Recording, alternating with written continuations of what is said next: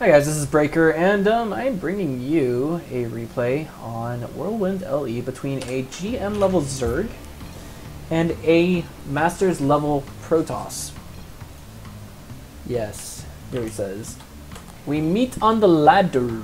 He says yes, and let me go ahead and give both players an introduction and kind of ignore the dialogue. Let's see, in the upper right hand corner, spawning is our Protoss in the blue trunks. It's none other than SethN. I don't know. He belongs to the clan SCA. Not sure what that's all about. And in the lower left-hand corner, spawning as our Zerg in the red trunks, also the GM. His name is none other than Midday. Yes, now this map is actually rather quite interesting. It is a GSL map, I believe. I'm not sure if it was actually designed specifically for the GSL or not, but let's go ahead and talk about it for a moment. It looks like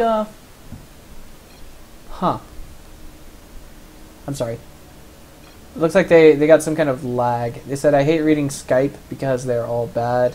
Don't know, Honey and Mystery post there too, but I'm not that good. I'm just like I'm not entirely sure what they're talking about right now. Some kind of an inside story, I'm sure. 3 out of 50 plus people other than Lai E? I don't know.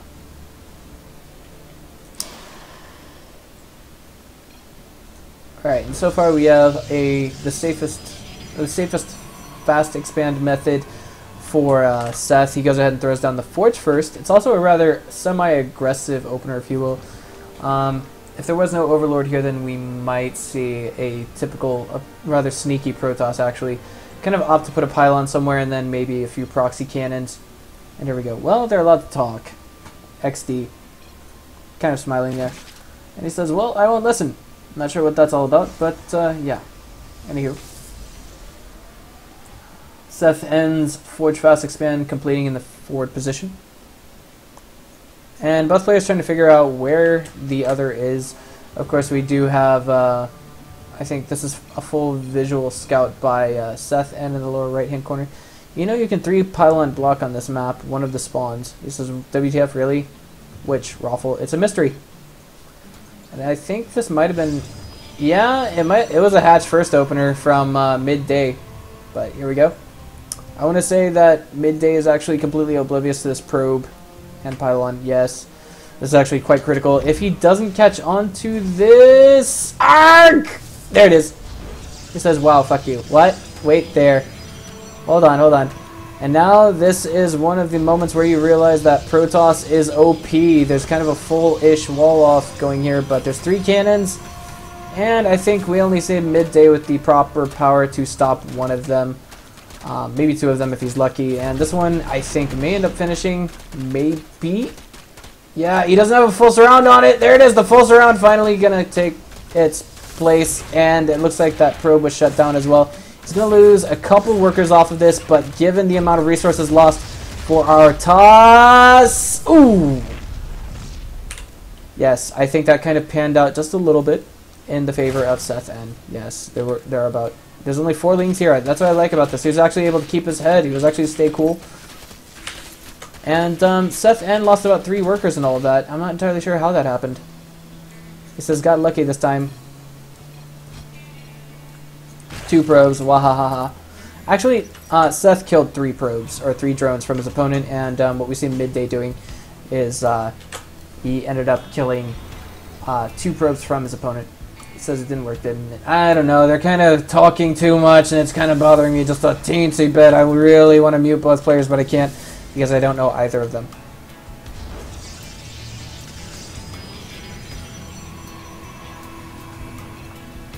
Okay, so here we go. Lings, ooh, getting in, and it looks like 2 lings are taken down, 2.5 lings are taken down, if you will.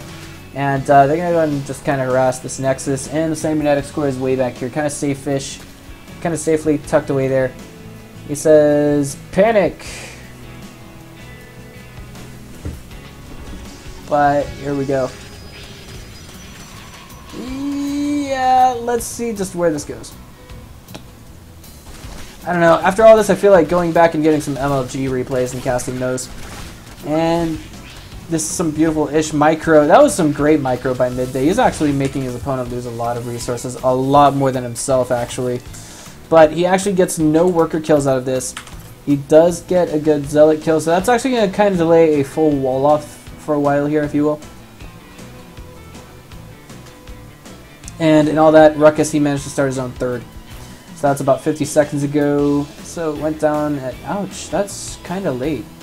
60 seconds ago. That was 6 minutes and 20 seconds into the game that he threw down his third. But if we check the income for both players, they're relatively even, which is not where you want to be for Zerg. As you're facing off against the Protoss player, I think the one thing that delayed him the most was the mining time that he had to delay by pulling all of his probes. Or, excuse me, all of his drones. Of course, now we have enough drones to put on the third here somewhere in all of this. Yes, just making sure your macro is quite healthy is the most difficult part in ZVP now, especially with the new aesthetic that the Mothership Core throws into the game. You have to be able to just tell like how to size up your opponent. You have to have that queen there to attack the Mothership Core, because 1-for-1, a queen does beat a Mothership Core. And also you have to keep the queen alive. You have to keep the stalkers from targeting down the queen, which is also a more difficult thing to do. I think if a stalker gets just one shot in on the queen, then that may totally negate the effort that the queen is trying to make in killing the Mothership Core.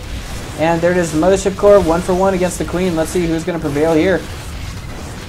Seems to be a full-ish kind of siege, and it looks like the Mothership Core was losing for a moment, and then the Stalker and the Zealot come in and deal with the queen. So this is kind of bad.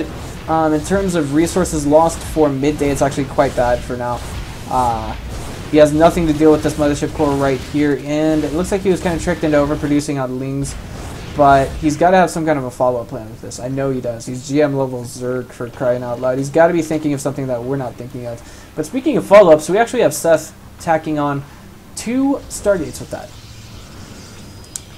I think maybe his goal was to kind of trip up his opponent into thinking that you know, it was going to apply a bunch of gateway pressure and maybe a gateway all-in, and that's kind of what prompted all those Lings to come out. This is just what I can think, just what I can imagine. Let's look at the Ling count right now. 34 Lings, 33 Lings. And even now at the third, this is looking rather tricky. He's actually targeting down the third. If he can get this, that'll actually put him significantly far ahead. Warp-ins here from Sentries.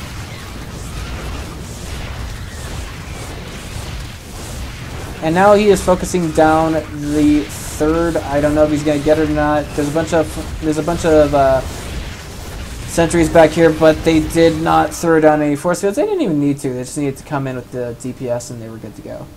I think now would have been a beautiful opportunity for him to throw in a run-by on the main. It really would have been. And it would have given him vision of what's going on in there with these 2 Stargates. And it looks like, I don't know, it looks like we have an early conversion to Sky Toss for Seth. And the ideal composition would be Void Rays, High Templar, and everything else in between. Maybe a few Zealots to kind of tank for whatever is going out there. But behind this, we also have Zerg taking his 4th. He's like, great. Protoss got his 3rd up. I need to get my 4th down. ASAP. Worker count, 74 to 60 right now.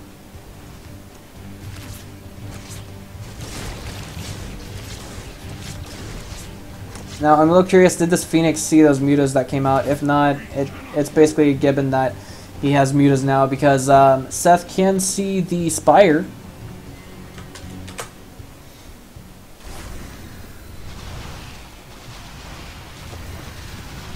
And now we have the Zealot basically getting shoot away off of that turret. I really want to see those mutas go in right now, because of course the one thing that is very difficult to deal with as a Zerg player would have to be a Sky Toss composition. We do have 1 Void Ray, a bunch of sentries grouped up over here, and it looks like we finally have the mutas going in over here, and they're going to be able to take down these Phoenixes, sort of. Oh man.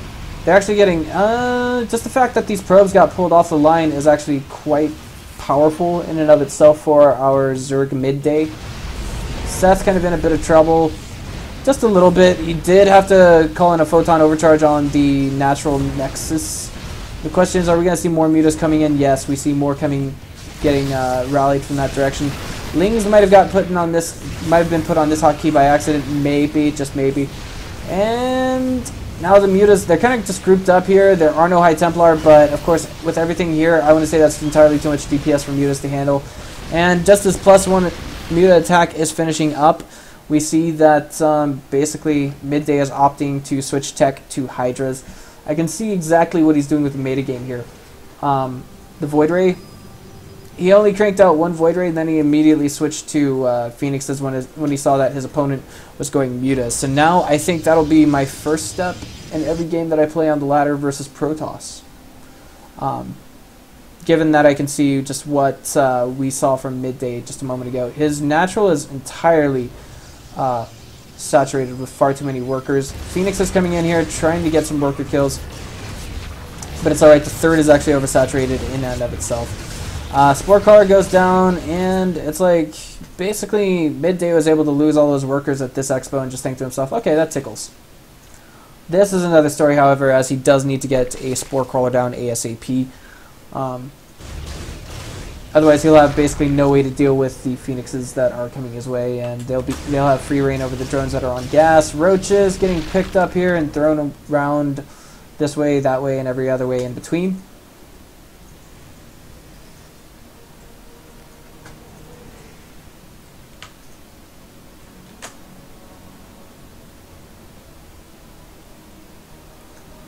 Alright, now this is a bunch of roaches that are coming down here. Midday is actually at 159 supply out of 168, so he's actually supply blocked.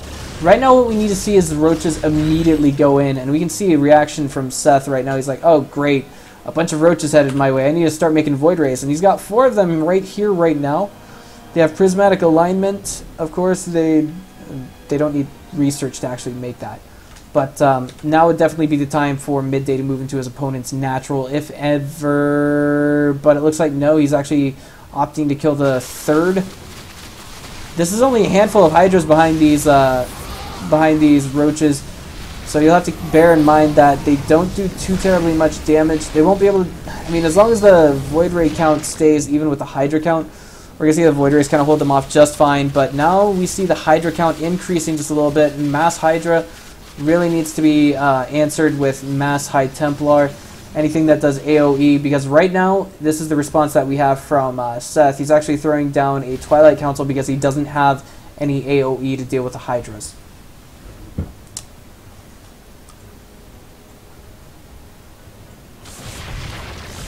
So here we go. Hydras basically are going to assert their claim over the territory that is the Protoss' third and say, hey, will you guys cede that to us for the next few minutes? But right now it looks like we have Protoss pushing back quite successfully. And Twilight Council is almost finished. The next step is building the Templar archives for our toss. Here we go. The Hydras are kind of moving forward. They're like, okay, great. We don't care how much we lose. We just have to kill all of these Void Rays right now ASAP. Targeting them down one at a time, moving into it. And it looks like the Hydras are actually being dealt with rather aptly. Yes, as we can see, that seems to be the case. And Seth has a method of funneling them in and dealing with them, but it's just not kind of panning out for Midday, really.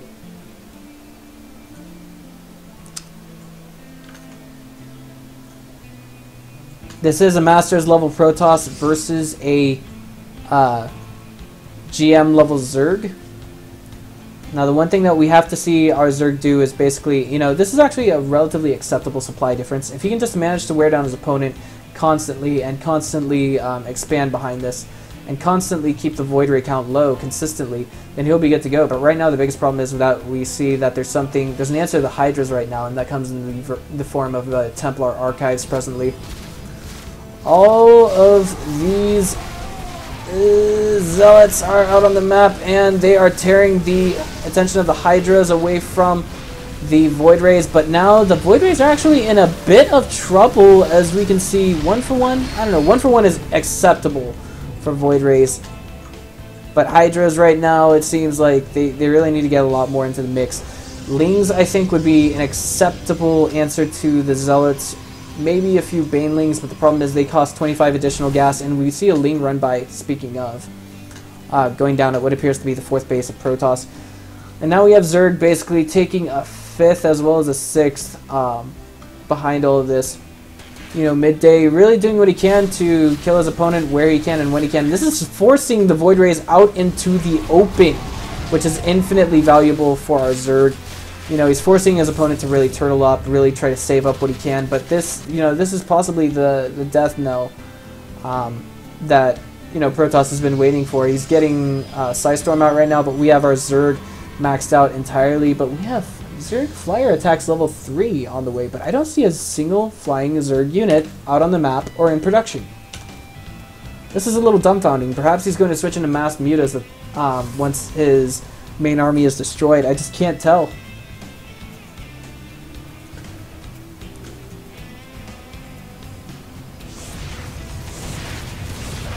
Okay, so here we go. The Hydra's kind of moving in as one huge ball. Psystorm is about ready. And the High Templar are right here. It's, oh my god. There they are, the storms that will take down the Zerg army, sort of. And all of that, we only had one Hydra fall directly from the storms. But now we have all these Hydras coming in to overpower the Void Rays. Prismatic Alignment being activated, but really not doing too terribly much damage. And then we have a Burrowed Ling over here. I like this. And a Burrowed, one Burrowed Ling and one Unburrowed Ling right here to prevent any kind of macro coming from Protoss. I don't see any observers presently. And what I like about this is that this Ling has about 2 pro kills. And what's going to annoy Protoss even more is the fact that there is a Burrowed Ling over here. This is going to force them to waste supply on an observer. Is this what the guy does? The other guy? Bones? I'm a little curious as to what they're talking about. Yeah, he does. Haha. This is like nothing but Hydras right here and right now, guys. I do want to also point out that the +3 level attacks is also about finished. And now we have these Hydras basically A-moving into the natural. It looks like they will be doing good. And I like this move so far. Hydra's getting a lot of pro kills and all this, but unfortunately what this does for Protoss is it also alleviates some of this present supply. Storm's going down, dealing with the Hydras again, of course. And, oh my god, we just have all of these Hydras melting. The only thing that we needed to see our Zerg do is basically keep up with his macro very well. And one thing that I need to see from our Zerg do right now is actually get much more gas. He realizes this himself. He's like, oh crap, I need more gas. And he has actually just now put more workers on all 6 of his new gases. Or excuse me, on all 4 of his new gases. Interesting to note that we still have 2 Phoenixes right here. Don't know what they're doing. And and this whole time Groove Spines was never actually researched. I never checked that. But here we go. At long last, we see Seth taking his own 4th base after being what's the word I'm looking for? Prevented for so long. And then we have quite a few Hydras, quite a few Corruptors, and quite a few Lings coming over here to try and deal with this. If they can take it down, that would be big. If they could force a cancel on it, that would be even bigger. Right now, our Zerg player has multitudes higher income than our Protoss. Well, not multitudes higher, but he has the ability to max out and produce much faster than our Protoss. And the one pylon he had to destroy to prevent that warp-in was right there, but that is a lot of Void Rays. I don't know what to do. I just don't know what to say as a Zerg player myself. How does he counter this? Phoenix is coming in, trying to do what they can. They see that there's a bunch of Corruptors out right now, and it looks like Protoss is opting to move in and attack. And it looks like, this is basically our Protoss is all in. He's not fully 200, but he's going to try and do what he can to attack. Corruption is not being used, and now we see all of these Corruptors basically melting. There it is. I think I see Corrupt on a few of these units. Do I? I can't tell. I actually can't turn the bars off. There we go. And now we're waiting for Midday to just get totally remaxed ASAP. Void Rays are not considered massive, so we actually don't see any buff coming from the Corruptors on them. Prismatic Alignment still has quite a few seconds to go. He actually forced them to burn the Prismatic Alignment a few seconds ago, but now it's about gone-ish. And there's everything that we needed to see from Zerg going down right now. Mass Corruptor coming into play, and Psystorm going down left and right, and it's just not working out. Midday says C. I'm on 8 base. And he says Infestors, good. Mining gas. Oh my god, feedback also good. Midday says feedback also good. Oh man, I really don't know what to say against SkyToss right now. I mean, David Kim says that we still haven't figured out the game, so let's just take David Kim's word for it. This has been Breaker, guys. Just go and click on the subscribe button. It's been flashing for a while now. I'll see you guys next time.